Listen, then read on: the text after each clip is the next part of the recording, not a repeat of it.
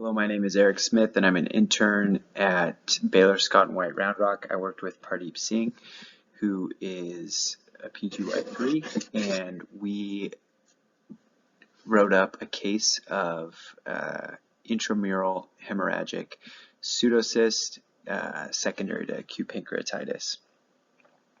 So pancreatitis, obviously caused by inflammation leading to enzyme leakage from the pancreas.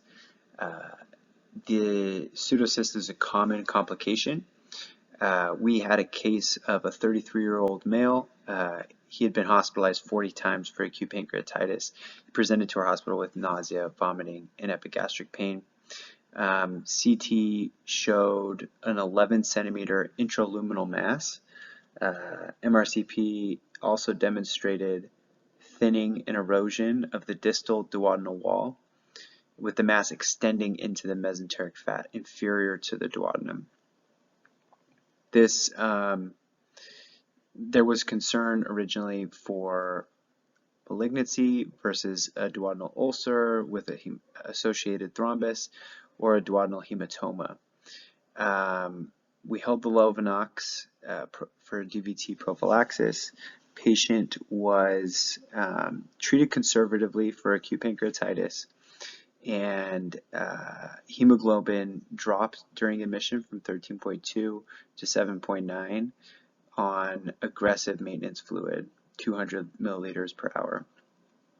Coags were normal on admission, although INR was slightly elevated at 1.3. So patient did not respond well to conservative management. EGD was performed, biopsies were taken, and there was found to be hemorrhage in the biopsies, as well as prominent lamina propria neutrophils. The repeat CT showed increase in size of the intraluminal rim-enhancing heterogeneous fluid collection, so more consistent with pancreatic pseudocyst. Symptoms resolved after placement of an NJ tube by IR and an antibiotic treatment for aspiration pneumonia. This patient was hospitalized for 14 days. So this case presents a case of intramural pseudocyst. This is a very rare complication. It can happen in the duodenum, as well as is less likely can happen in the gastric wall.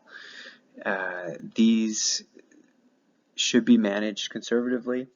It was appropriate that we included duodenal hematoma in our differential, as case series have showed that the majority of patients with intraluminal duodenal hematoma secondary to acute pancreatitis are not on anticoagulation. And we found, but as the progression, as his course continued, it became more clear on repeat imaging that there was heterogeneous features to this fluid-filled mass, leading us to believe it was pseudocyst. These can be treated with surgically or endoscopically or through conservative management, as shown in this case. Thank you.